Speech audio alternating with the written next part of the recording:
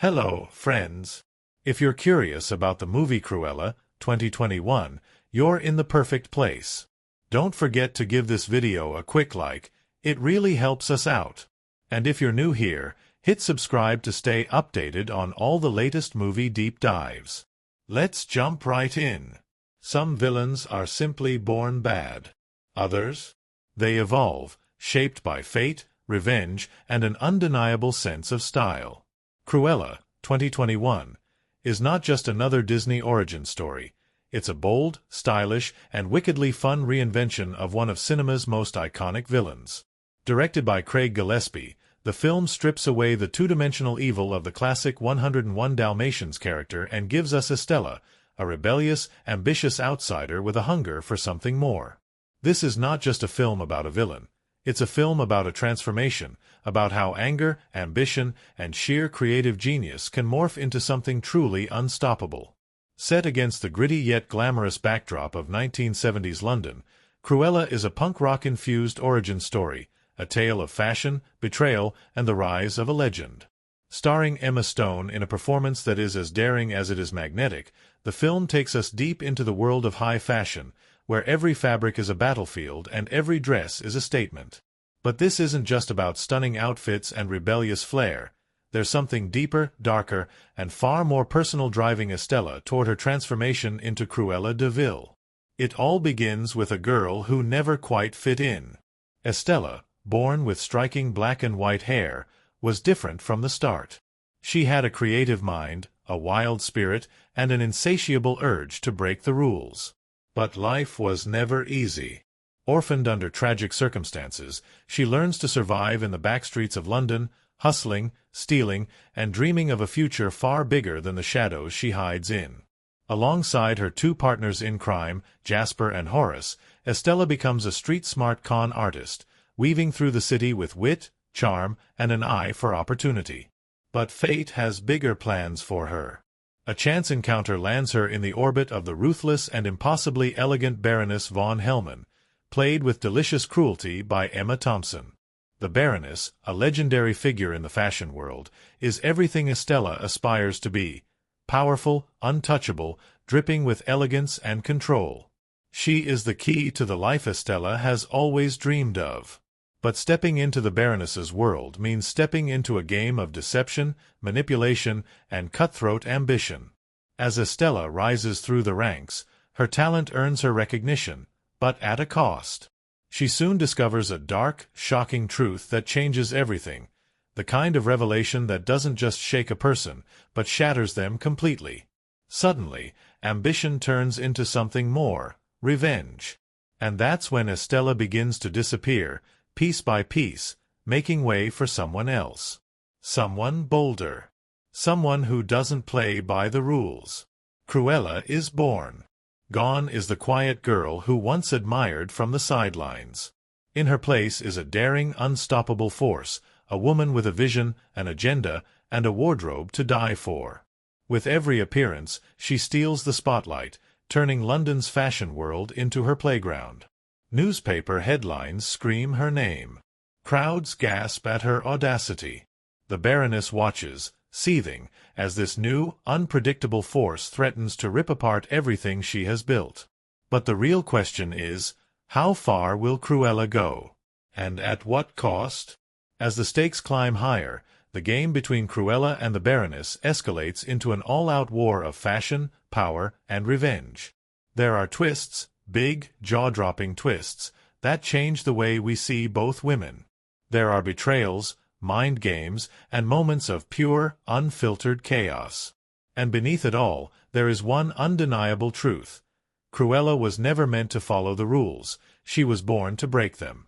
From its electrifying soundtrack to its breathtaking costume design, Cruella is a visual and sonic masterpiece, dripping with attitude and bursting with surprises.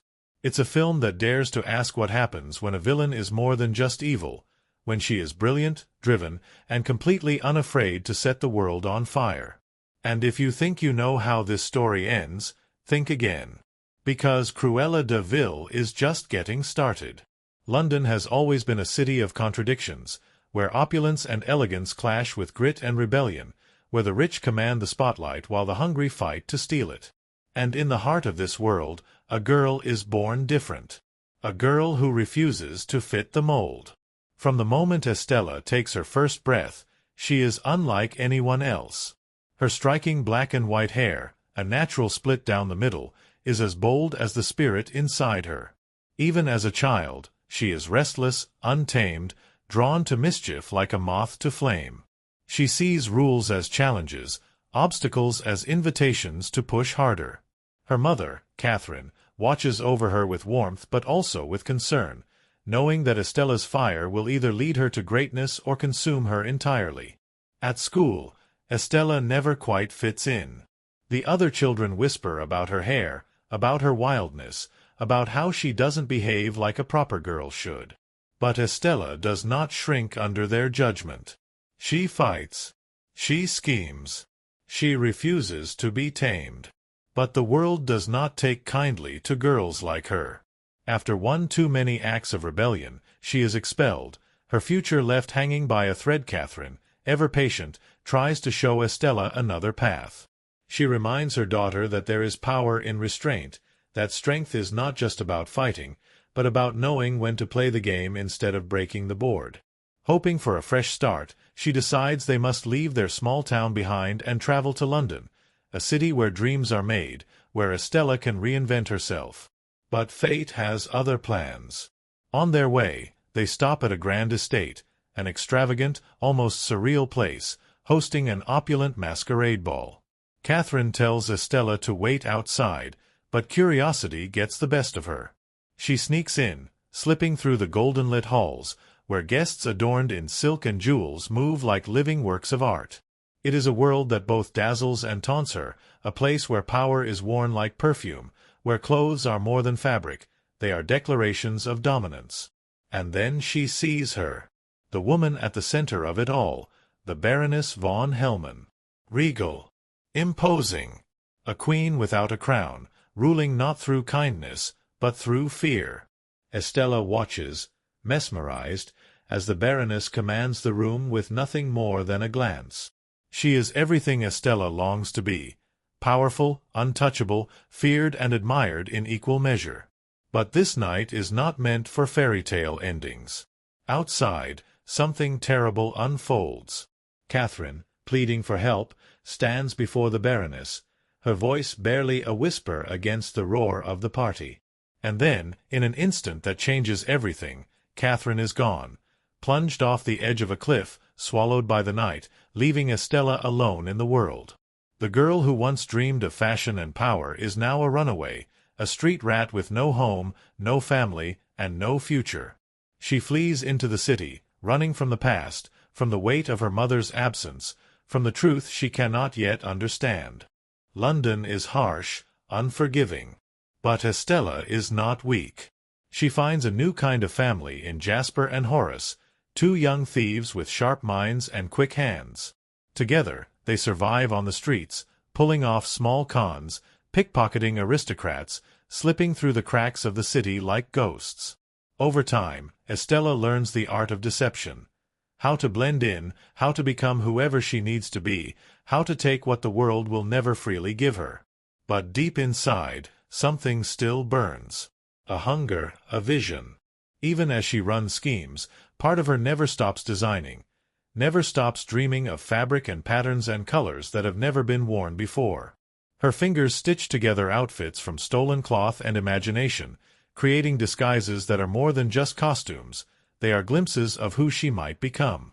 Years pass. Estella grows. She sharpens her skills, not just as a thief, but as an artist, turning everyday disguises into works of rebellious genius. But something is missing.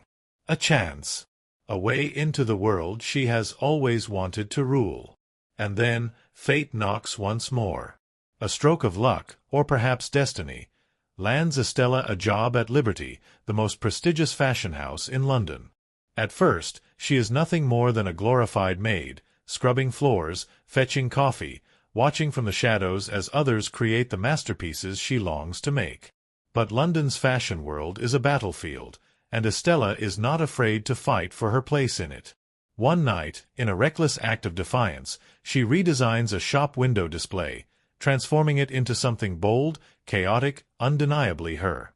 It is a moment of raw rebellion, a scream in a world that has long ignored her. And someone notices. The Baroness von Hellman. The woman who once stood at the top of a golden-lit staircase now stands before Estella, peering at her with cold, calculating amusement. She sees something in the young designer, a spark, a challenge, a potential rival. But instead of crushing her, she offers her a place by her side. For Estella, it is the opportunity of a lifetime. She steps into the world of high fashion, working under the very woman she once watched from afar. The Baroness is brilliant, ruthless, a force of nature, shaping London's style with an iron grip.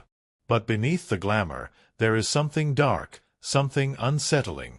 As Estella grows closer to her, she begins to see the cracks in the Baroness's perfection. She learns the rules of the game, the betrayals, the lies, the way power is wielded like a blade. And then, one day, she discovers a truth so shocking, so devastating, that it changes everything. Estella thought she was climbing the ranks of fashion. She thought she was stepping into the world she had always wanted. But what she has really walked into is a war. And when the dust settles, there will be no Estella left. Only Cruella. London has never seen anything quite like her before. She moves through the city like a shadow and a spectacle all at once, an unstoppable force wrapped in bold fabric and untamed ambition. The world once knew her as Estella, but that name no longer fits. Cruella has arrived. She does not slip quietly into the world of fashion. No, she erupts into it, leaving trails of chaos in her wake. It begins with small acts of rebellion, moments designed to unsettle the Baroness, to chip away at her kingdom piece by piece. At first, the attacks feel like mere pranks, playful little games of defiance, but they are something much more. Cruella is not here to be noticed. She is here to take over. And so, London watches, spellbound, as her legend is stitched into reality, one scandal at a time. The Baroness has ruled fashion for years, her name whispered with both awe and fear. But then, seemingly from nowhere, a new name begins to spread, one that no one can ignore, no matter how much they try. Cruella. She interrupts the Baroness's grand fashion shows, arriving in stunning, impossible gowns that make the Baroness's own designs look like relics of a bygone era. She crashes high society parties, her entrances making headlines before the first champagne flute is even raised. The newspapers call her a menace, a genius, an anarchist draped in silk and fury. The Baroness watches, seething, realizing that for the first time, she is not the one controlling the game. Cruella does not just want to challenge her. She wants to erase her. But this is not just a battle for attention. This is personal. Because Cruella has uncovered a truth so vile, so monstrous, that it ignites something in her that no amount of power, no amount of fame, could ever satisfy. The Baroness was never just an idol, never just an untouchable figure in the world of fashion.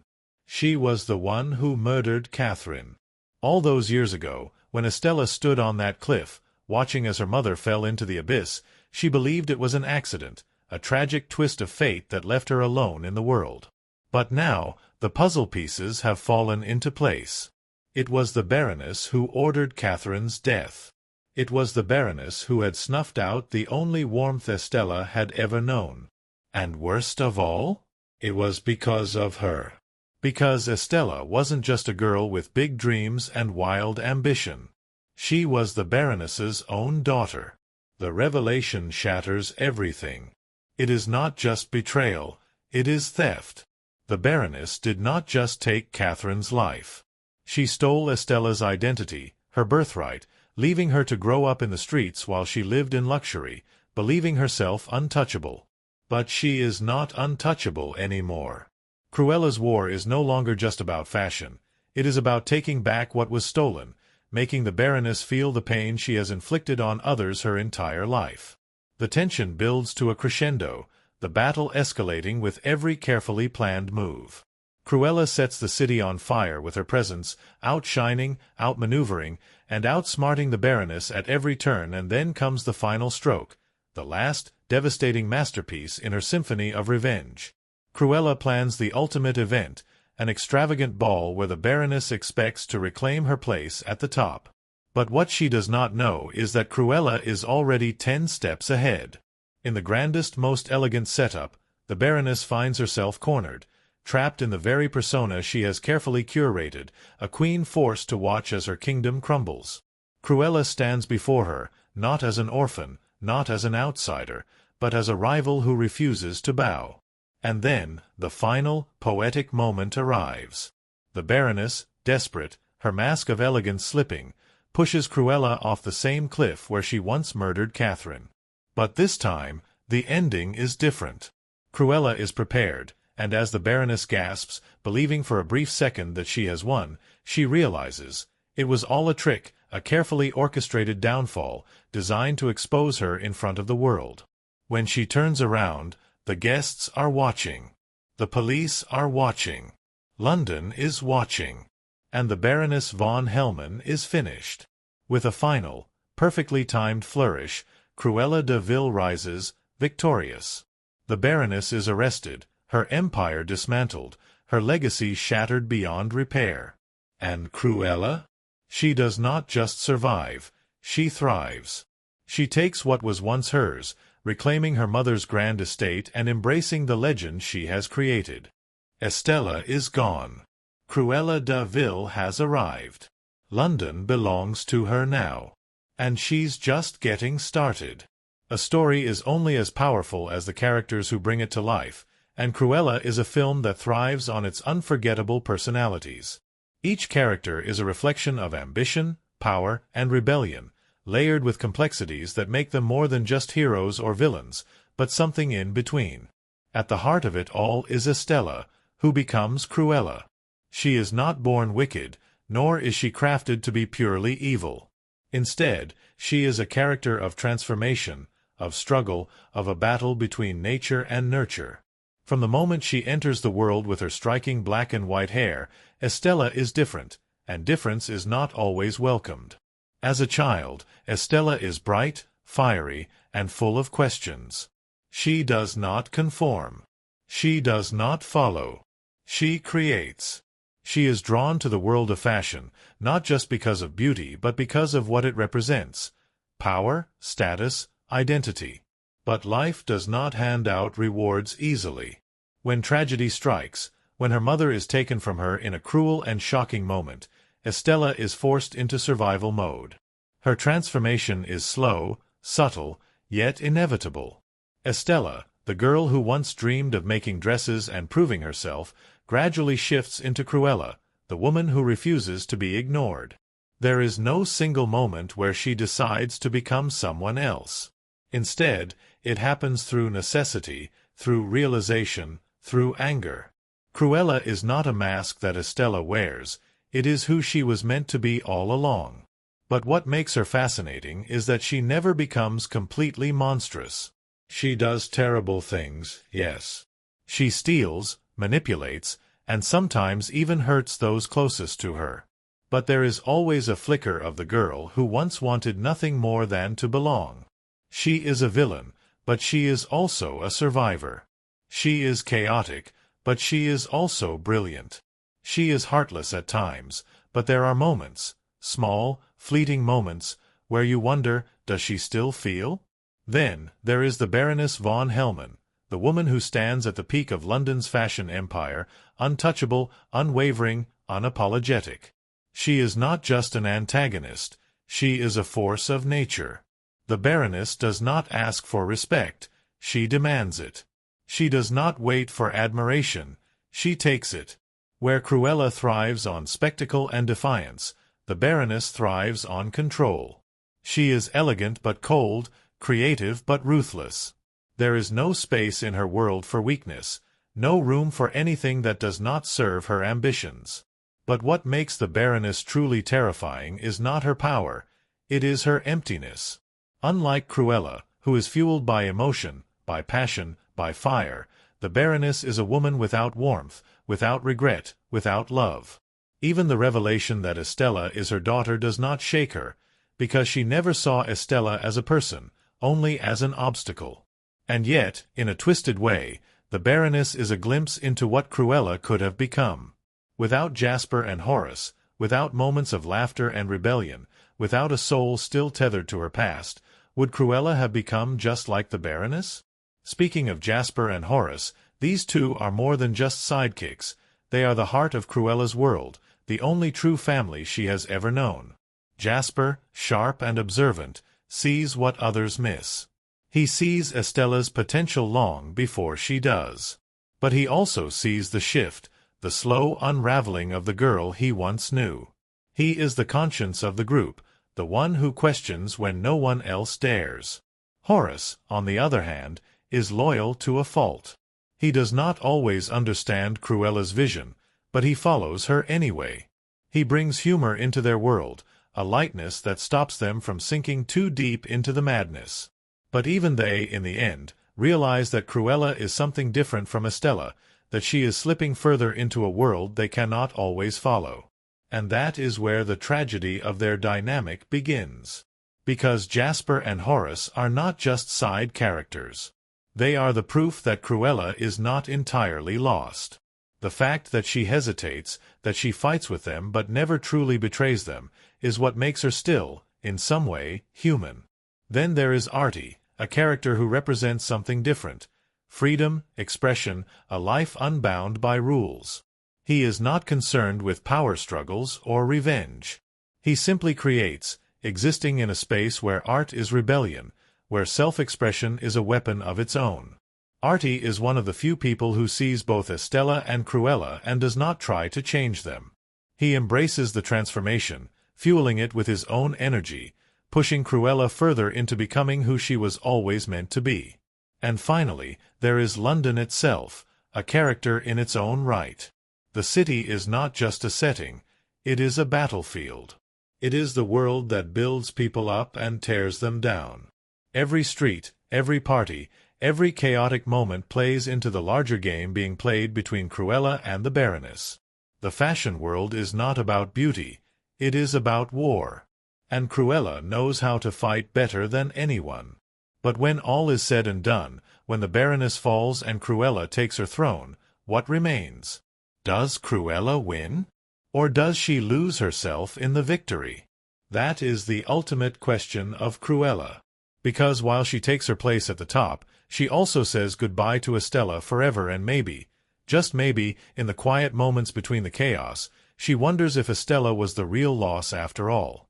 Every great movie has secrets woven into its very fabric. Hidden details, strange coincidences, and behind-the-scenes moments that make its creation as intriguing as the story itself. Cruella, 2021, is no exception. Beneath its punk rock energy, dazzling costumes, and bold reinvention of a classic villain, there lies a world of fascinating details that most audiences never see. One of the most jaw-dropping aspects of Cruella is the sheer amount of fashion history embedded in every frame. The film is not just about a woman rising in the fashion world. It is a love letter to decades of high fashion, rebellion, and theatrical excess. The costumes, designed by the legendary Jenny Bavan, are not just clothes. They are weapons, statements, and stories in themselves. Bavan, an Oscar-winning designer known for her work in Mad Max, Fury Road, created a total of 277 costumes for the film, including 47 for Cruella alone. Every outfit was meticulously designed to reflect her transformation from Estella, the ambitious girl trying to fit in, to Cruella, the unapologetic icon who demands to be seen. And then there was the trash dress, perhaps the most iconic look of all. In a moment that shocked both the characters in the film and audiences watching, Cruella crashes the Baroness's black and white gala by arriving in a garbage truck. As the truck tips over, what looks like discarded fabric erupts into a massive gown, engulfing the street in layers of deconstructed elegance. The most defining aspect of Cruella is that it never fully commits to traditional storytelling norms. It is not a story of a hero. It is not the tale of a fully evil villain either. Instead, it exists in the gray space between those two extremes, where ambition, identity, and vengeance collide. This is most evident in how the film handles its most critical turning points, where Estella begins to fade, and Cruella takes the reins. One of the most striking events in the film, the moment when Estella first unleashes Cruella to the world, is not just a transformation but a declaration of war. When she crashes the Baroness's gala, stepping out of a garbage truck in a jaw-dropping gown made from discarded fabric, it is more than just a rebellious act. It is a symbol of reinvention. She is taking what others see as trash and turning it into art, using waste to mock the high society elegance that the Baroness so desperately clings to. From a critical perspective, this moment is pure cinema. It is visual storytelling at its finest. No exposition, no monologue, just a single image that says everything. It tells us who Cruella is, someone who will not be ignored, someone who will turn the system inside out to get what she wants. It is a moment that immediately divided audiences. Some saw it as a bold reclamation of power, while others questioned whether a story about an aspiring villain could truly justify its protagonist's descent into darkness. The film's most shocking revelation, the truth about Estella's origins, was another moment that left critics and audiences with mixed reactions. The discovery that the Baroness was Estella's real mother, and that she had tried to have her killed as a baby, adds a deeply personal, Shakespearean level of tragedy to Cruella's story. For some, this twist elevated the film, giving Estella a justified reason to embrace her darker side. It turned her battle with the Baroness into something more than just ambition. It became about reclaiming what was stolen from her, about rewriting her own fate. But others saw this twist as a way to soften Cruella's edges, giving her a sympathetic backstory that clashed with the unapologetic, remorseless villain we knew from 101 Dalmatians. Did Cruella need a reason for her transformation? Did she need a tragic past to justify her actions? The debate still lingers. And then there is the climactic moment, the Baroness's downfall, orchestrated with the kind of theatricality that only Cruella could pull off. When the Baroness, driven to her breaking point, pushes Cruella off the same cliff where she once killed Catherine, the moment is perfectly executed, except this time, the ending is different. Cruella does not fall to her death. She planned for this moment, knowing the Baroness's cruelty would drive her to repeat her crime in front of an audience. And with the entire high society of London watching, the Baroness is exposed for what she is. It is not just revenge.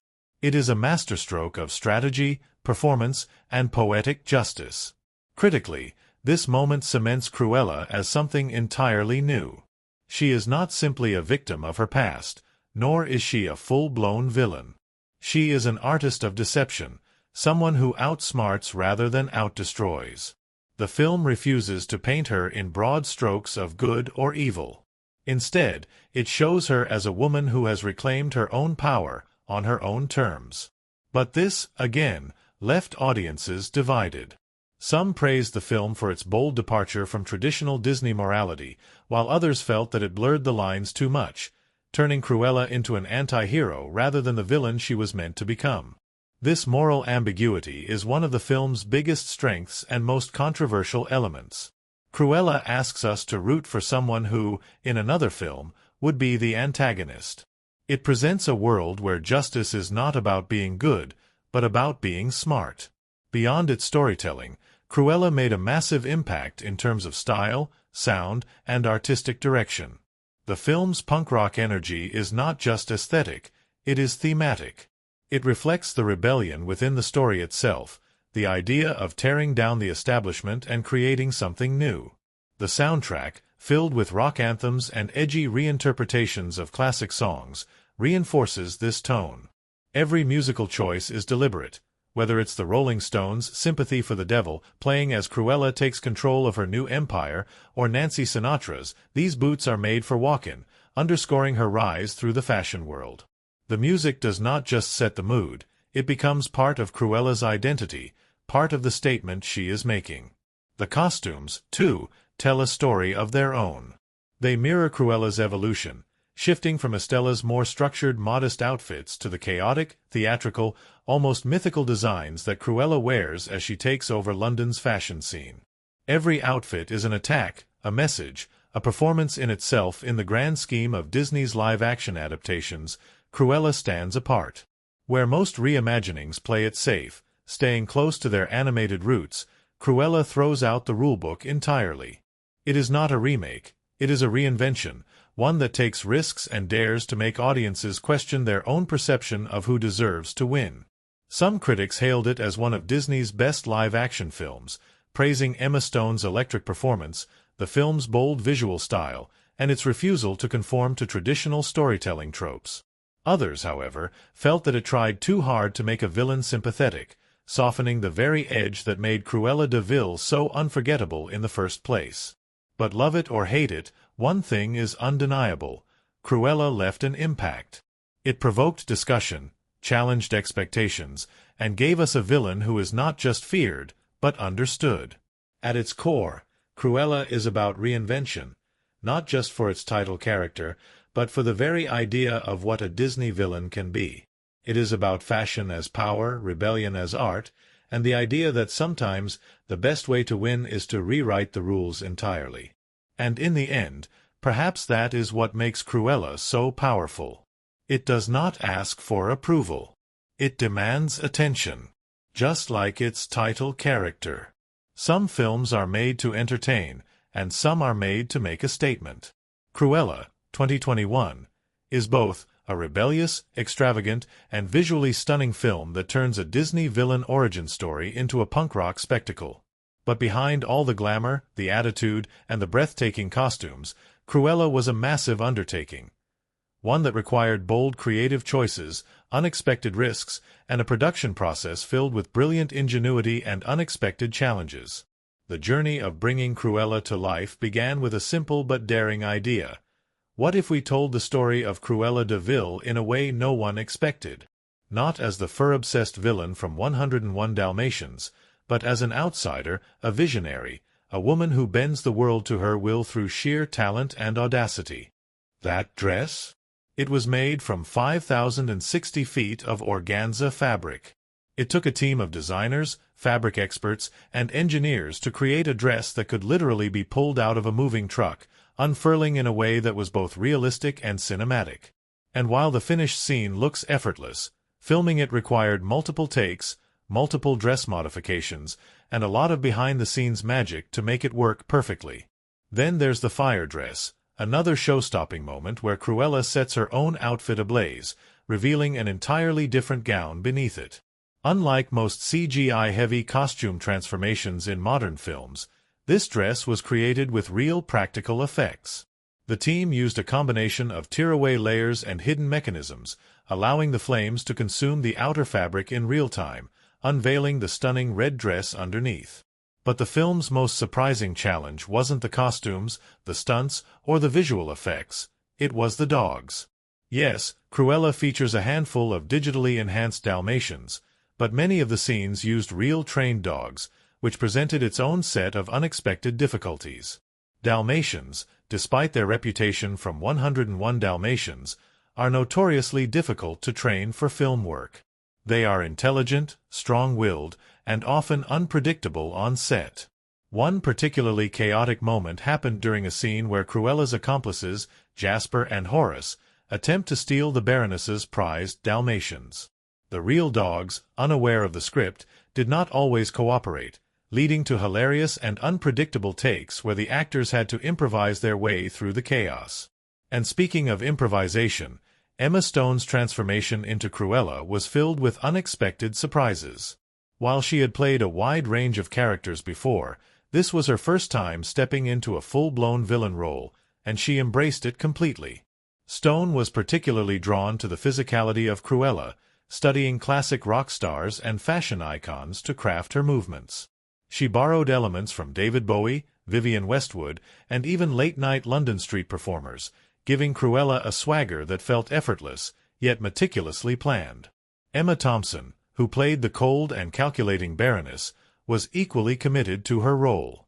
The dynamic between the two actresses became one of the most exciting aspects of production, as Thompson fully leaned into the Baroness's unapologetic villainy.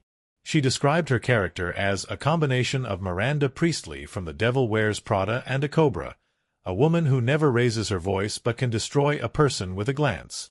Her performance was so sharp, so flawlessly cruel, that there were moments on set when even Emma Stone was genuinely intimidated by her.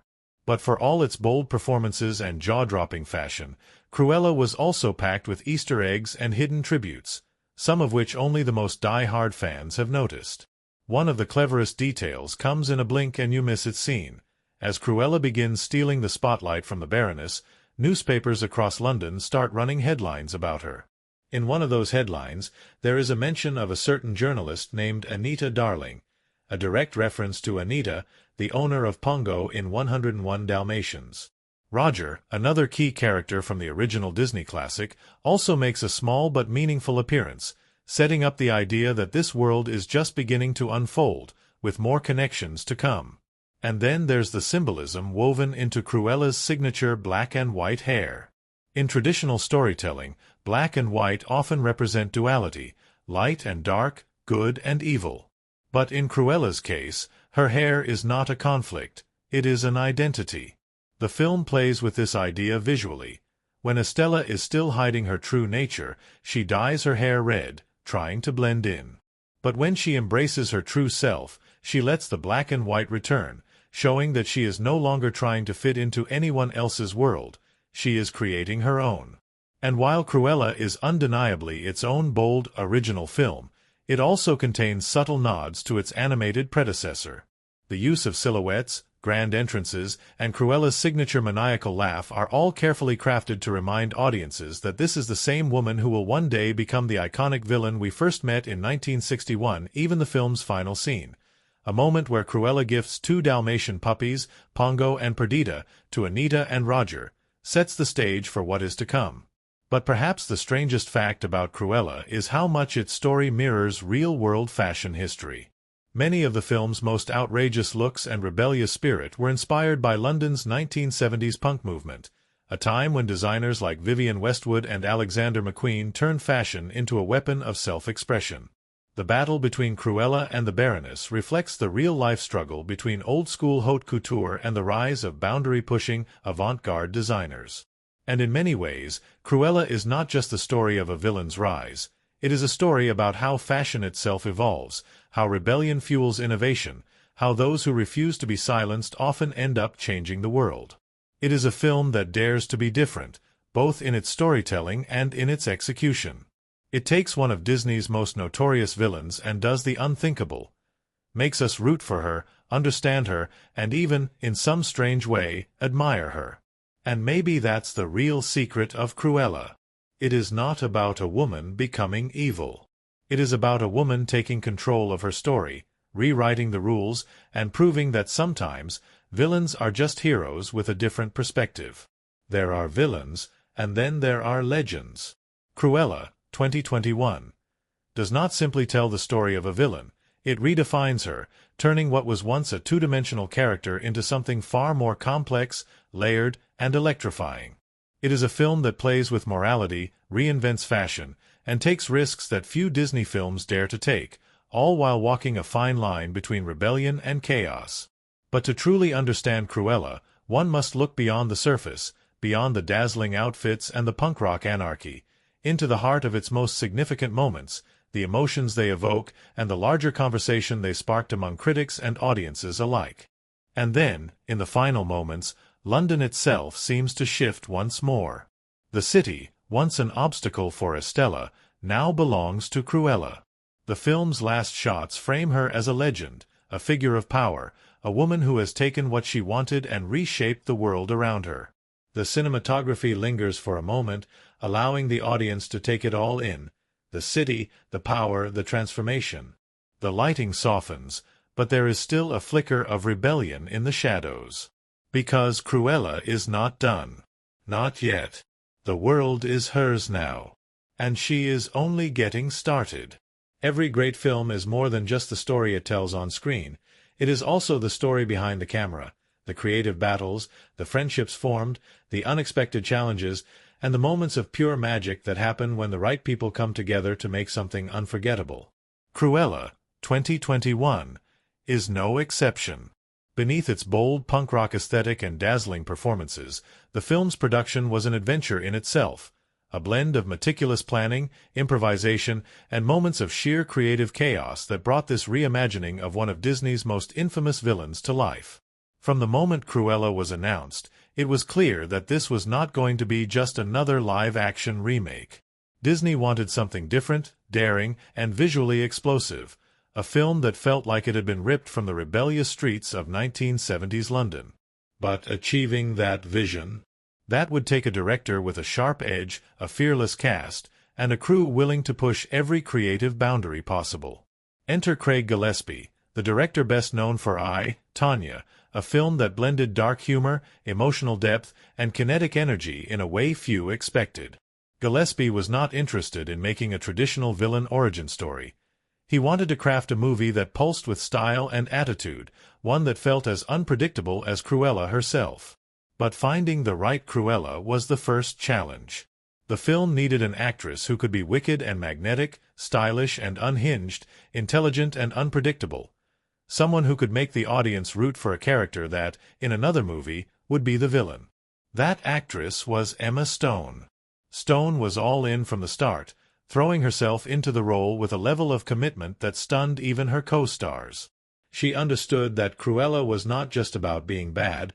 She was about reinvention, about seizing power, about being unforgettable. But stepping into Cruella's iconic heels and wild persona was no small task. Stone spent weeks working on Cruella's physicality, drawing inspiration from punk rock icons, 1970s London street culture, and classic Hollywood antiheroes. She even worked with a movement coach to develop the way Cruella walks, stands, and commands attention, from her sharp, dramatic turns to her effortless sense of superiority. And then, of course, there was the voice. Stone experimented with different accents, tones, and speech patterns, wanting Cruella to sound distinct, powerful, and unlike anyone else. Eventually, she settled on a voice that was a mix of theatricality and sharp wit, a kind of purring elegance mixed with bite. But while Stone was immersing herself in Cruella's world, Emma Thompson, who played the film's icy antagonist, the Baroness von Hellman, was doing the same. Thompson had the time of her life playing the Baroness, a woman so cold, so ruthless, and so vain that she makes Miranda Priestley from The Devil Wears Prada look like a casual boss. The dynamic between Stone and Thompson on set was electric, a constant battle of wit, dominance, and presence. Off-camera, however, the two Emmas could not have been more different from their feuding characters. Between takes, they were often seen laughing, making jokes, and discussing the absurdity of their characters' massive egos. Thompson even created a game on set called Baroness Bingo, where she would check off every ridiculous, self-absorbed line her character said in the script. But while the performances were crucial, Cruella was also a film where every detail mattered, from the outrageous fashion to the way the City of London was brought to life. One of the most complicated aspects of production was filming on location in real London streets. The production team wanted to capture the energy of 1970s London, but that meant working around modern elements that didn't fit the era. Every shoot required careful planning to hide things like contemporary traffic signs, modern buildings, and updated storefronts, making the city look like it had been pulled straight from the past. And then there were the stunts. Stone was determined to do as many of her own stunts as possible, including some of the most outrageous moments in the film. One of the most challenging scenes to shoot was the garbage truck dress reveal, a moment where Cruella arrives at a high-profile event, standing atop a truck, only for a massive gown to spill out onto the street like a living piece of art. The dress itself was an engineering marvel. Designed by Jenny Bavan, the Oscar-winning costume designer behind Mad Max Fury Road, the gown was made from 5,060 feet of organza, an enormous amount of fabric that had to unravel in perfect synchronization with Stone's movements. It took multiple takes, precise coordination, and countless hours of preparation to make sure the fabric unfurled flawlessly on camera, creating one of the film's most breathtaking moments. But even that paled in comparison to the fire dress scene. In one of Cruella's most iconic moments, she arrives at another Baroness event in a pristine white cloak, only to set it ablaze, revealing a stunning blood-red gown underneath. While many assumed this was a CGI trick, It was actually a real, practical effect. The filmmakers used a specially designed tear-away fabric, which was coated with a safe, flammable substance that allowed the outer layer to burn away instantly, revealing the red dress beneath. Stone had to time her movements perfectly, ensuring that she walked at the right speed and turned at just the right moment to make the effect seamless. And then, of course, there were the dogs. While many of the Baroness's Dalmatians were CGI-enhanced, the production also worked with real, trained dogs, which, as any filmmaker will tell you, can lead to some of the most unpredictable moments on set.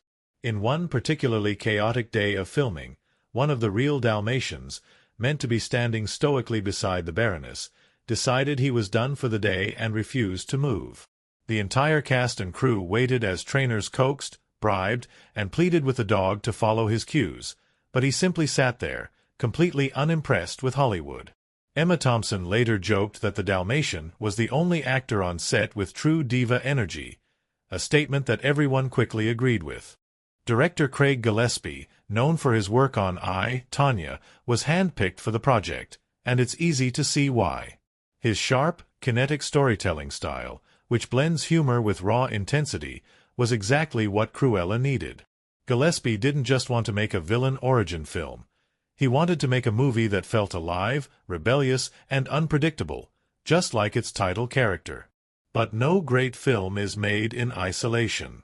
Behind every stunning shot and unforgettable scene, there is a team of artists, designers, and performers working tirelessly to create a world that feels both real and larger than life. And for Cruella, that world started with fashion. From the very beginning, costume design was treated as a central storytelling device. The legendary Jenny Bavan, an Oscar-winning costume designer, was brought on board to create Cruella's wardrobe, and the results were nothing short of iconic. Bavan, best known for her work on Mad Max, Fury Road, approached Cruella with the same philosophy. Clothing isn't just clothing, it's armor, it's identity, it's rebellion. Every single one of Cruella's outfits tells a story. The transformation from Estella to Cruella is marked not just by attitude, but by the evolution of her fashion, from the slightly disheveled, eager-to-please apprentice to the bold, uncontainable fashion anarchist. One of the biggest challenges was designing the garbage dress, one of the most show-stopping moments in the film. In the scene, Cruella crashes a high-society gala in a garbage truck, spilling out onto the street in a dress made of discarded fabric. This wasn't just a metaphor for her rising from nothing. It was a direct challenge to the Baroness, a way of saying, I can take what you throw away and turn it into something more magnificent than anything you could ever create. The garbage dress was made from 5,060 feet of organza, painstakingly dyed to look like repurposed material. The dress was designed to unfold dramatically in motion, requiring precise engineering so that it could unravel perfectly as Emma Stone stepped out of the truck. And then there was the fire dress, another moment of pure visual spectacle. In this scene, Cruella appears in a white cloak at a lavish Baroness event, only to set herself on fire, revealing a blood-red gown underneath. While many assumed this effect was done with CGI, it was actually a real, practical effect. The team designed a tear-away dress, using fabric that would burn away in carefully controlled layers, revealing the red gown underneath in one seamless take. It was a nod to old-school Hollywood glamour, reminiscent of magic trick-style costume reveals from the golden age of cinema. But Cruella wasn't just about costumes. It was about creating an entire world that felt like both 1970s London and a surreal, heightened fantasy version of it. One of the biggest visual inspirations for the film was punk rock culture, particularly the DIY, rebellious aesthetic of the 1970s London underground fashion scene. The production design team took heavy inspiration from Vivienne Westwood, Alexander McQueen, and Malcolm McLaren, drawing from the way punk fashion wasn't just about style, but about making a statement. The film's soundtrack was another vital piece of world building. Gillespie wanted Cruella to feel like it was soaked in the sounds of revolution, so the film is packed with some of the most iconic music of the era. The Rolling Stones, David Bowie, The Clash. Every track was chosen to reflect Cruella's journey, her defiance, her reinvention. There was even an original song written specifically for the film, Call Me Cruella by Florence and the Machine. Florence Welch, the band's lead singer, described the experience as a dream come true, saying that she had always been drawn to theatrical, villainous characters and that crafting a song for Cruella felt like stepping into her world. But not everything about Cruella's production was smooth sailing. One of the biggest challenges? The dogs. Despite the heavy use of CGI-enhanced Dalmatians, many of the dogs in the film were real, trained animals. And as any filmmaker will tell you, working with animals is never predictable. One of the funniest incidents happened during a scene where Jasper and Horace attempt to steal the Baroness's beloved Dalmatians. The scene required precise timing. The dogs were supposed to react to certain cues, creating controlled chaos. But on several takes, the dogs simply didn't care about the plan. Some refused to move. Others ran in the wrong direction. One even sat down mid-scene and refused to get up, forcing the crew to pause production while the trainers tried to coax it into action. Emma Stone, in particular, had a complicated relationship with the dogs on set. In interviews, she joked that while they looked adorable on camera, they were surprisingly strong and stubborn, often dragging their handlers in unintended directions during filming. But despite the chaos, the result was worth it. The dogs add a layer of authenticity to the film, making the Baroness's obsession with them feel even more ridiculous and over the top. Another interesting challenge was filming in real London locations while maintaining the heightened, fairy tale-like aesthetic of the film. The production team used a mix of real-world locations and elaborate set pieces to create a version of London that felt both gritty and glamorous, grounded yet otherworldly. One of the most elaborate sets was Hellman Hall, the Baroness's extravagant estate. While parts of the film were shot on location in real historic buildings, the massive ballroom and some of the grand staircases were entirely built from scratch. Every inch was designed to reflect the Baroness's personality, rigid, classical, devoid of warmth. Emma Thompson, who played the Baroness, fully embraced the ruthless energy of her character. In interviews, she admitted that playing such a deliciously cruel villain was one of the most fun roles of her career. She described the Baroness as a mix of Miranda Priestley from The Devil Wears Prada and a psychopathic peacock, someone who is so self-absorbed that she truly believes she is untouchable. The chemistry between Emma Stone and Emma Thompson became one of the film's greatest strengths. Their power struggle, their mind games, their competing egos created some of the film's most intense and compelling moments. Behind the scenes, however, the two Emmas got along brilliantly, often laughing about how ridiculous and fabulous their characters were. And perhaps that is the real secret of Cruella's production. It was made by people who truly loved what they were creating. From the costume designers who built entire wardrobes out of dreams, to the actors who fully embraced the over-the-top drama, to the soundtrack that injected the film with rebellion, every aspect of Cruella was crafted with boldness, precision, and an unshakable sense of fun. It is a film that does not just tell the story of a villain, it makes you feel her rise, her ambition, her refusal to be ignored. And in the end, that is what makes Cruella so unforgettable. It is not just about fashion, or revenge, or reinvention. It is about taking what the world says you cannot have, and making it yours anyway. Some films tell their story through dialogue, some through action. Cruella, 2021, tells its story through a world that breathes, moves, and pulses with rebellion, elegance, and danger. From the gritty back alleys of 1970s London to the grand, imposing walls of the Baroness's fashion empire, the setting is not just a backdrop, it is a character in itself, shaping the story, reflecting the characters, and enhancing the film's bold, defiant tone. London in Cruella is not the neatly polished city often seen in historical dramas. It is alive, chaotic, and constantly shifting. This is not the London of polite society. It is the London of punk rock, underground fashion, and people who refuse to follow the rules. It is a place where the streets feel like battlefields, where every location tells a story of status, ambition, and power. At the heart of this world is Hellman Hall, the Baroness's grand estate, a place that radiates cold, untouchable authority.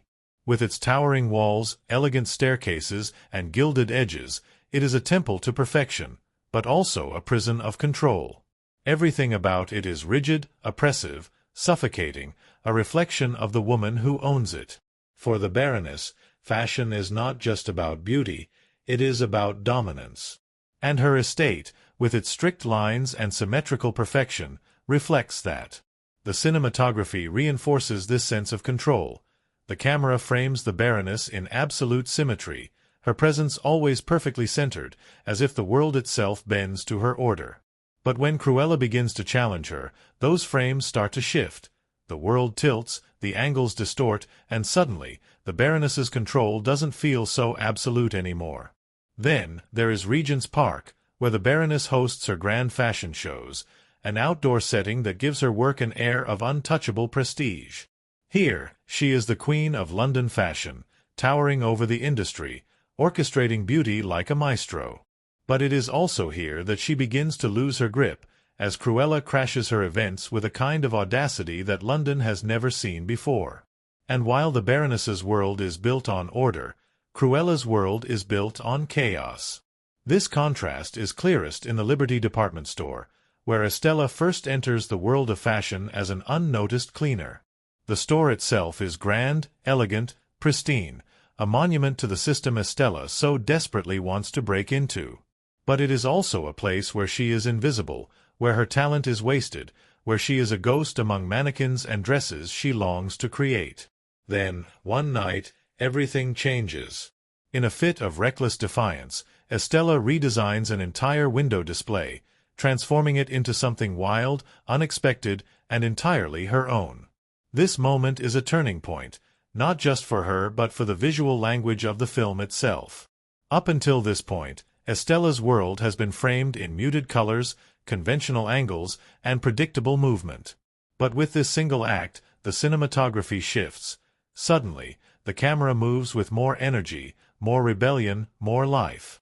The lighting changes, the colors deepen, and for the first time, Estella is no longer just existing in London. She is shaping it. Then comes Cruella's London, a world that does not just disrupt the Baroness's perfect kingdom, it sets it on fire. When Cruella makes her entrance into the world of fashion sabotage, the city itself becomes her stage. The film uses real London locations, like the historic Savile Row and the streets of Soho, but twists them into something more theatrical, more punk, more alive with rebellion. One of the most striking locations is the abandoned warehouse hideout, where Cruella and her crew, Jasper, Horace, and Artie, plan their next moves. It is the exact opposite of Hellman Hall. Where the Baroness's world is cold and controlled, this place is cluttered, messy, bursting with life. Fashion sketches cover the walls, scraps of fabric are strewn across tables, and the energy is electric, unpredictable, unstoppable here. The cinematography is handheld, fast-moving, raw, as if the camera itself is barely able to keep up with the storm of creativity unfolding before it.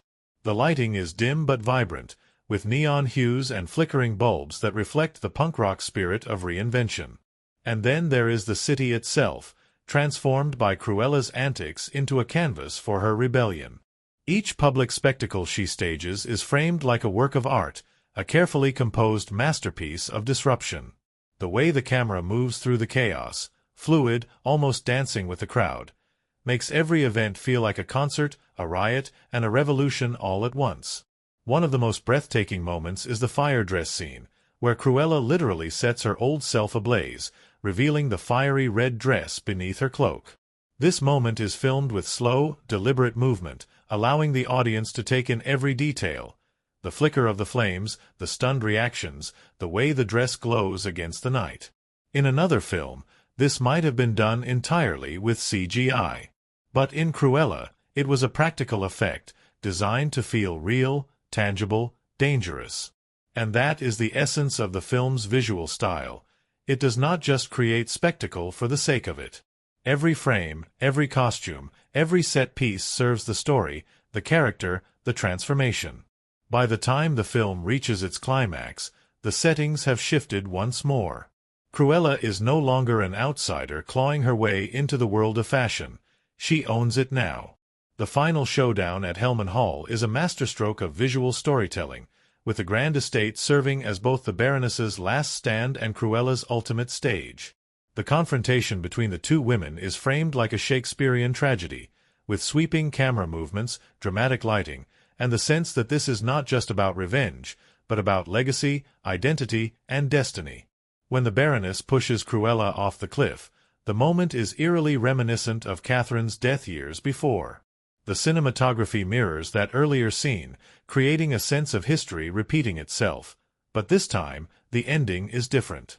Cruella rises, triumphant, while the Baroness is finally exposed for the villain she is.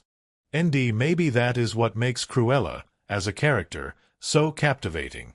She is not a villain in the way we have seen before. She is not driven by greed or mindless evil or power for power's sake. She is driven by the need to be seen, to be remembered, to take back what was taken from her.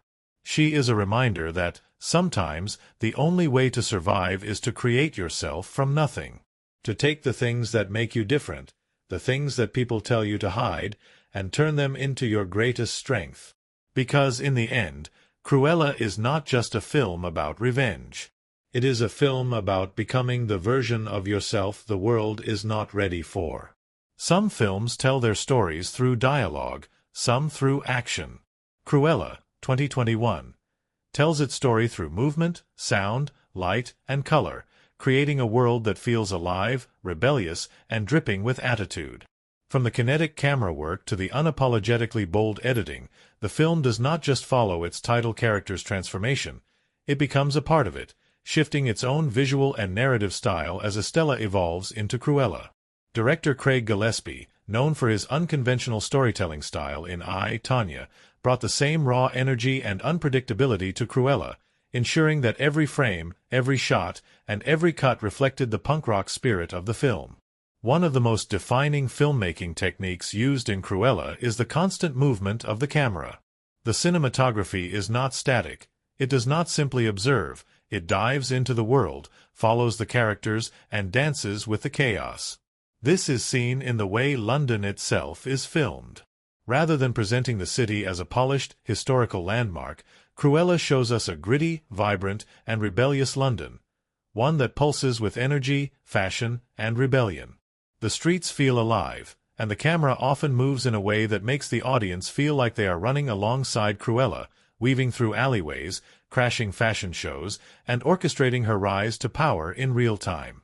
The film's editing plays a crucial role in shaping its mood and pace. Unlike traditional Disney live-action films that favor smooth, clean cuts, Cruella embraces a sharp, stylish, and unpredictable editing style, mirroring the unruly spirit of its protagonist. In one of the film's most memorable fashion sabotage scenes, Cruella stages a series of chaotic public stunts to upstage the Baroness. The editing becomes rapid and rhythmic, cutting between Cruella's extravagant appearances and the Baroness's growing frustration. Each cut is purposeful and bold, almost like a punk music video, where timing and rhythm matter as much as the visuals themselves. This is also evident in the film's montages, particularly during Cruella's evolution from a struggling fashion apprentice to a fully realized icon. Instead of conventional exposition, the film relies on fast-paced, energetic sequences, stitched together with dynamic transitions that make the passage of time feel exciting and relentless, as if Cruella is propelling herself forward at full speed, refusing to be held back by anything. And then, of course, there is the sound design and music, which are as much a part of the storytelling as the visuals themselves. Cruella lives and breathes through its soundtrack, which is packed with era-defining music that gives the film a distinct identity. Gillespie and the film's music supervisors crafted a soundtrack that does not just accompany the film, it amplifies it, shaping its tone and attitude. From the Rolling Stones' Sympathy for the Devil, which plays during Cruella's transformation, to Nancy Sinatra's These Boots Are Made for Walkin', underscoring her rise in the fashion world, the music is an extension of her character, giving her every movement and decision an extra layer of attitude. One of the film's most impactful uses of sound is in the fire dress scene, where Cruella sets her outer cloak ablaze, revealing a stunning red gown beneath. Instead of dramatic orchestral swells, the moment is scored with Florence and the Machine's original song, Call Me Cruella, blending modern energy with classic villainous elegance. But the film is not just about music, it is about how silence and sound interact. There are moments in Cruella where the chaos pauses, where silence creeps in before an explosion of energy, making those climactic moments feel even more powerful. This is particularly noticeable during the final confrontation between Cruella and the Baroness. The world seems to hold its breath as the two women stand face to face, and the sound design becomes minimal, letting their words and the weight of their history fill the space. Even beyond sound and editing, the use of lighting and color grading is integral to Cruella's storytelling. The Baroness's world is sharp, cold, dominated by neutral colors and rigid lighting, a reflection of her structured, calculating personality. In contrast, Cruella's world is warm, chaotic, and unpredictable, filled with bold colors, shifting shadows, and unpredictable lighting schemes. A perfect example of this contrast is seen in Cruella's grand entrance at the Baroness's gala, where she arrives on top of a garbage truck in a massive, flowing gown made from discarded fabric. As she steps into the spotlight, the lighting shifts dramatically, emphasizing her as the true center of attention, while the Baroness fades into the background, her once commanding presence overwhelmed by Cruella's audacity. This visual transformation is also seen in Cruella's hideout, which contrasts sharply with the Baroness's pristine fashion empire. Cruella's workspace is cluttered but alive, filled with sketches, fabrics, and half-finished designs, while the Baroness's world is precisely curated, devoid of warmth or spontaneity. Every visual choice reinforces who these characters are and how they perceive power, control, and creativity. But Cruella is not just an artistic triumph, it was also a box office success that defied expectations. Despite being released during a time when the film industry was still recovering from the pandemic, Cruella managed to gross over $233 million worldwide, proving that there was an audience hungry for something bold and unconventional.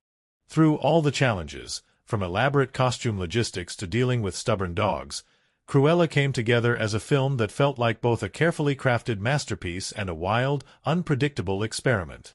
It was a movie that thrived on its own contradictions, chaotic yet precise, stylish yet gritty, refined yet rebellious. And perhaps that is why Cruella resonated so deeply with audiences. It was not just a movie about a villain, it was a movie about creating yourself from nothing, about using every challenge as fuel, about taking the world by storm even when no one expects you to. For the cast and crew, Cruella was not just another Disney film. It was an experience, a wild ride through fashion, rebellion, and the art of making a statement. And at the end of it all, one thing was clear. Cruella de Vil is not just a character. She is an event.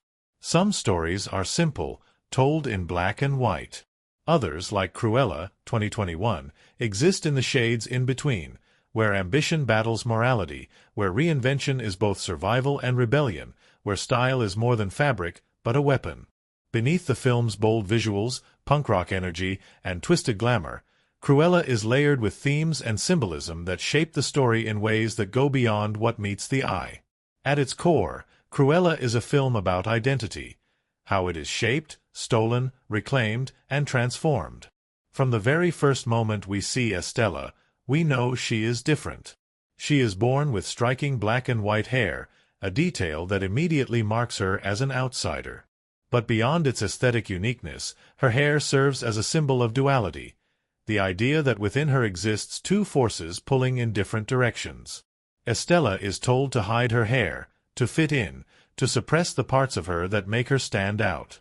As a child, she listens. She dyes it, tucks it away beneath a new identity, tries to be the girl society expects her to be. But the more she tries to conform, the more she struggles against the edges of that forced identity. The moment she stops hiding her natural hair is the moment she truly embraces who she is, fully stepping into the persona that had been waiting in the shadows all along, Cruella. This theme of duality, light and dark, Estella and Cruella, is woven into every part of the film. It is not just in her hair. It is in the way the film contrasts the Baroness's rigid, controlled world with Cruella's chaotic, unpredictable rise. It is in the way Estella begins her journey seeking approval, only to later demand it, unafraid of what anyone thinks. But the most striking contrast of all is between Estella and the Baroness, because they are, in many ways, mirror images of each other. The Baroness represents power without heart, control without emotion. She is what Estella could become if she loses herself completely in ambition. The Baroness has achieved everything Estella dreams of: success, respect, dominance over the fashion world, but at the cost of her soul. She cares for nothing and no one but herself. She is cruelty, elegance, and brilliance, stripped of all vulnerability. And for much of the film, Estella is drawn to that power. She sees the Baroness as both an enemy and an aspiration, a vision of what she could be if she let go of all the things that made her human.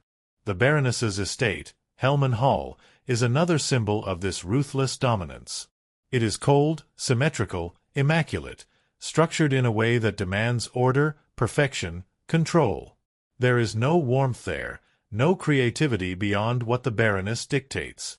The high ceilings and long corridors feel suffocating, trapping everyone who enters under the weight of her presence.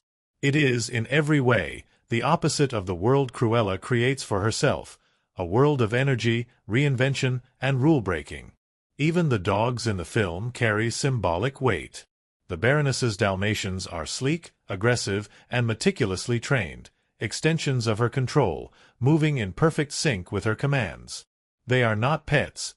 They are weapons, status symbols, objects that reflect her desire to shape everything in her image.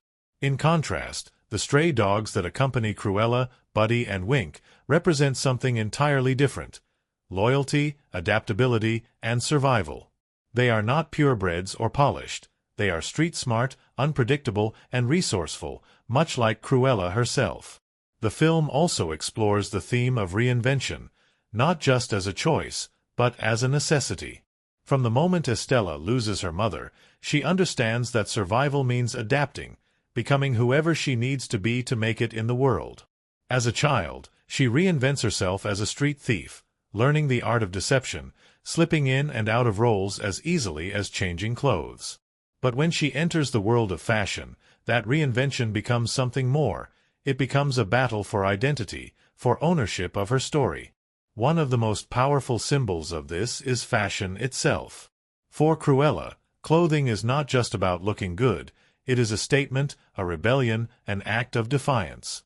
She does not simply wear dresses. She weaponizes them, turning every appearance into a challenge, a spectacle, a declaration of power. The garbage dress scene, where she arrives at a Baroness gala in a dump truck, only for a massive gown to spill onto the street, is one of the most striking visual symbols of the entire film. It is a moment that says, "I will take what you throw away and turn it into something greater than you could ever create." And then, of course, there is the fire dress, a moment where Cruella, quite literally, burns away the last remnants of Estella, revealing something bolder, more dangerous, more unforgettable beneath. The use of actual fire, rather than CGI, makes the moment feel even more powerful, real, raw, and uncontrollable. The act of burning away the past is a common symbol in literature and film, representing rebirth, transformation, the shedding of an old identity to make way for a new one. But in Cruella, that transformation is not about erasing who she was. It is about embracing the truth that was always there, just beneath the surface. But what makes Cruella truly fascinating is that, despite all of this symbolism, despite all of the themes of revenge, power, and reinvention, the film never fully commits to making her a villain. Instead, it leaves us in a gray space. Is Cruella an anti-hero, or is she simply the beginning of something darker? The final moments of the film hint at what is to come.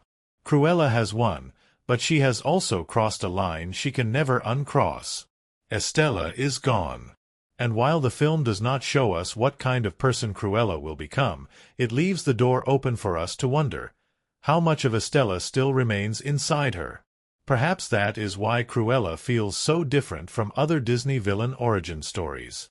It does not seek to redeem her, nor does it seek to condemn her. Instead, it tells the story of a woman who refuses to be defined by the world around her, who sees the rules, the expectations, the limitations, and burns them to the ground in favor of something entirely her own.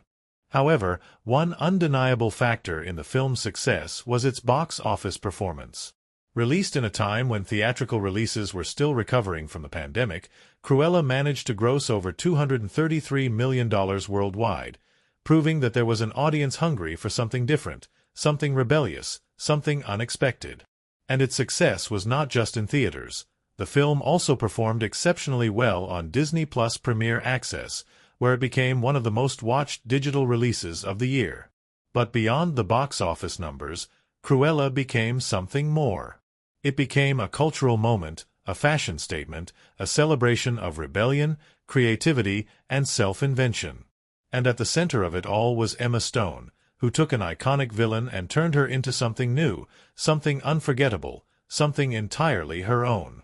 So, love it or hate it, Cruella made its mark. It took a risk. It challenged expectations. And most importantly, it refused to be ignored. Some films entertain. Some films captivate. And then there are films that leave a mark, bold, rebellious, and impossible to ignore. Cruella, 2021, is one of those rare movies that does not just tell a story. It dares you to feel it, to live inside its world, to walk the streets of London through the eyes of a woman who refuses to be forgotten. From the very first moment Estella takes her first breath, to the final scene where Cruella stands victorious, owning her identity, her power, and her future, this film is a masterclass in style, reinvention, and unapologetic ambition. Over the course of this deep dive, we have explored every layer of Cruella: the world, the characters, the filmmaking techniques, and the incredible performances that brought it all together. We uncovered the themes of identity, power, and rebellion, dissecting how the film plays with the idea of reinvention, not just as a choice, but as survival. We explored the contrast between Cruella and the Baroness, two women who are both visionaries but separated by one crucial difference: heart. We delved into the symbolism of fashion, how clothing in Cruella is more than just fabric. It is armor, a statement, a declaration of war. We examined the cinematography, the lighting, and the camera work, all designed to immerse us in a world that is stylish, dangerous, and constantly shifting. We went behind the scenes, uncovering the insane amount of detail that went into crafting every moment, from the 5,060 feet of organza fabric used to create the garbage dress to the real, practical fire effects used for Cruella's iconic transformation scene. And of course, we explored the performances: Emma Stone's electrifying take on Cruella, Emma Thompson's chilling portrayal of the Baroness, and the incredible supporting cast that made every scene feel alive with personality and depth.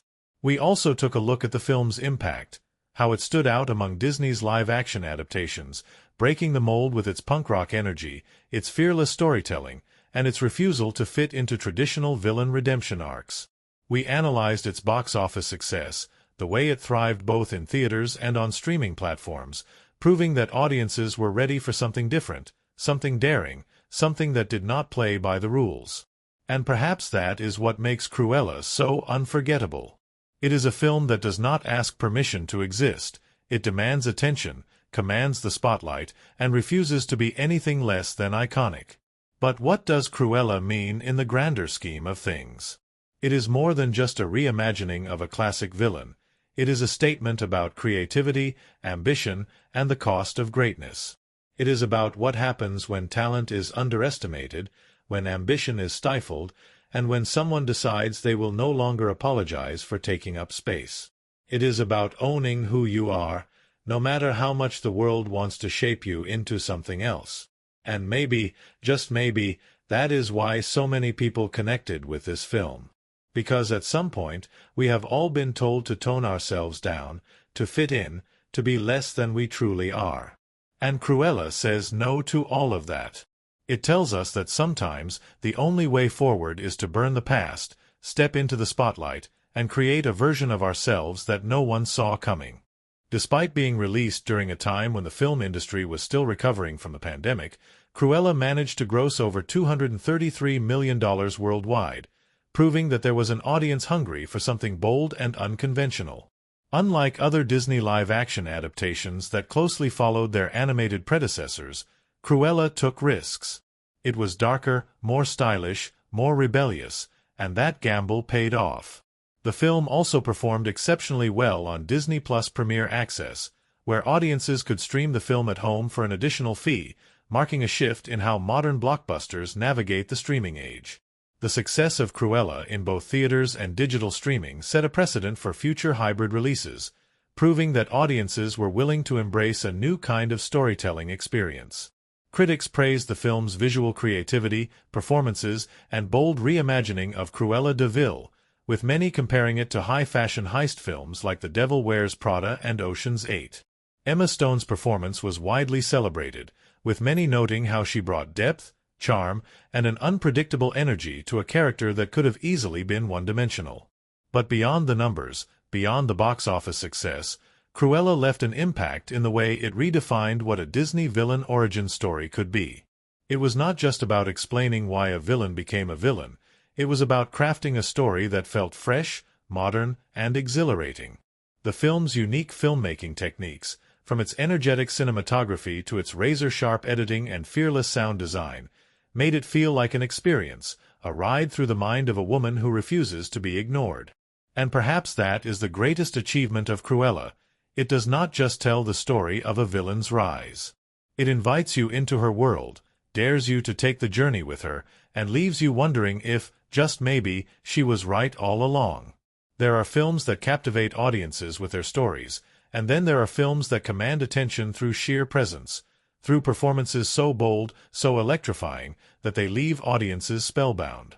Cruella, 2021, is one such film, driven by an ensemble cast that breathes fire into every scene, turning what could have been a standard villain origin story into an unpredictable, stylish masterpiece. At the heart of it all is Emma Stone, who does not just play Cruella, she becomes her, embodying every layer of the character's transformation from Estella, the ambitious dreamer, to Cruella, the fearless force of nature. From the moment she was cast, Stone knew that this role would require something different, something dangerous.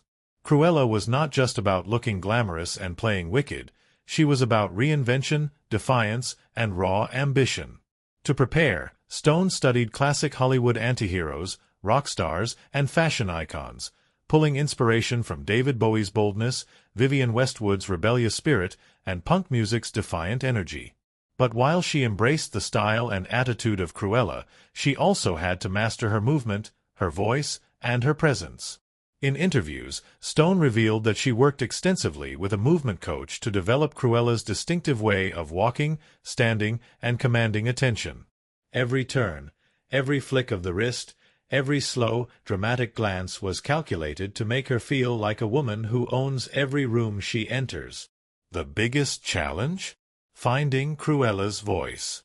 Stone experimented with different accents and tones, ultimately settling on a voice that was theatrical yet sharp, playful yet biting. It was a perfect blend of aristocratic flair and punk rock swagger, making Cruella feel both dangerous and intoxicatingly charismatic. But Cruella was not a one-woman show. It was a battle of personalities, a power struggle between two titans of fashion and ego. And for that, the film needed an opponent as fierce as its leading lady. Enter Emma Thompson, who plays the Baroness von Hellman with icy precision and a chillingly elegant ruthlessness. If Cruella is fire and chaos, the Baroness is cold steel and unwavering control. She does not shout. She does not make mistakes. She destroys people with a glance, a whisper, a perfectly timed insult that cuts like a blade for Thompson. Stepping into the Baroness's impeccably tailored shoes was deliciously fun. In interviews, she gleefully described the Baroness as a complete narcissist, a sociopath in couture, a woman who believes the world exists solely to admire her genius. But what made Thompson's performance so chilling was her restraint. Unlike many over-the-top Disney villains, the Baroness rarely loses her composure. Her power lies in her unwavering confidence, in the way she destroys people without ever raising her voice. The dynamic between Stone and Thompson became the heart of the film, an ongoing chess match between two unstoppable forces, each trying to outmaneuver the other. Their on-screen tension was palpable, making every scene between them feel like a battle of wills, a high-fashion war where words and glances were just as deadly as any physical attack. But behind the scenes? It was a completely different story. The two Emmas got along brilliantly, their off-camera interactions a stark contrast to their characters' cutthroat rivalry. In interviews, they joked about how ridiculous and over-the-top their characters were, with Thompson even creating a game called Baroness Bingo, checking off every absurdly egotistical line her character delivered. Stone, meanwhile, admitted that she sometimes found herself genuinely intimidated by Thompson's performance, despite knowing that off-camera, she was one of the warmest and funniest people on set. And then there were the film's other scene stealers, Joel Fry and Paul Walter-Hauser, who played Jasper and Horace, Cruella's loyal, street-smart partners in crime. Unlike their bumbling cartoon counterparts in 101 Dalmatians, this Jasper and Horace are fully fleshed-out characters, each bringing their own charm, wit, and depth to the story. Fry's Jasper is the quiet observer, the one who sees what others miss, including the changes happening inside Estella as she transforms into Cruella. He is not just her accomplice. He is her conscience, the only one who questions whether she is going too far. Hauser's Horace, on the other hand, is the comic relief, but never in a way that feels forced. His performance is hilarious and heartfelt, bringing warmth to a film that could have easily become too cold and calculating.